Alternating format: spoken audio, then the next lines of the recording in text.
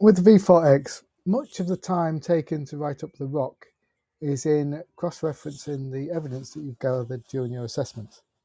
So why not have your evidence repository do the lifting and shifting for you and save you time? Here you can see the Onedrive interface that connects with SharePoint, and SharePoint then connects with the work management system.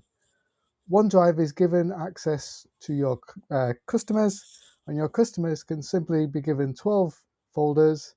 Inside the folders, they can upload their supporting evidence. Now in the SharePoint interface, the QSA can fill out all these relevant fields, and a QSA familiar with the ROC template will see the fields and see the similarities. In the Onedrive, these fields are visible but not editable by the customer. The customer can only put their evidence in.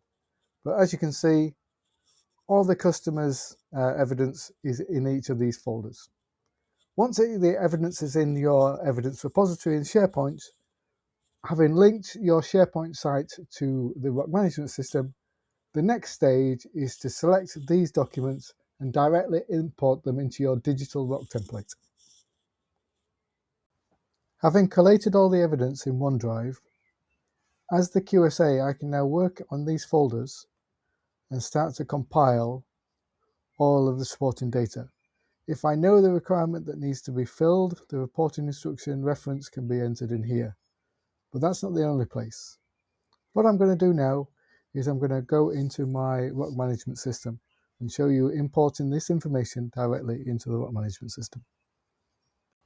Here you can see I have synced my SharePoint site to my corresponding customer ROC template. I can now go into section 6. I can select the customer, and I can now start to import that information directly from my evidence repository. So remember, Onedrive to SharePoint, SharePoint into the ROC management system. Click on the SharePoint evidence repository, and you can see all the documents that are contained within those 12 folders are presented to me in one neat list. And I can just select all and import and complete this table in one go. Okay. Once you've imported this information, you can then start to assign. But you'll notice that there's only a dustbin against doc001. And the reason for that is I have not assigned any information to it. There's no reporting instruction being assigned to those tasks.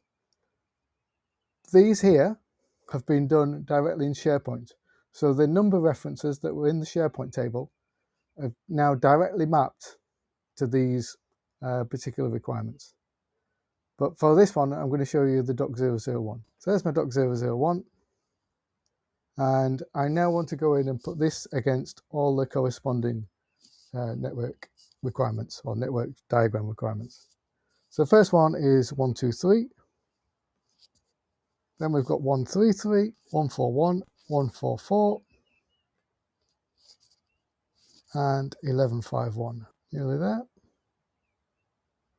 1151. There we go, network diagrams.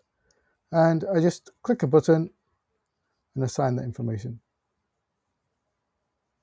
Okay, so you can now see the network diagram have now been assigned to all those corresponding controls. And if you click on the hyperlink here, you can go directly to part 2 and see it already referenced.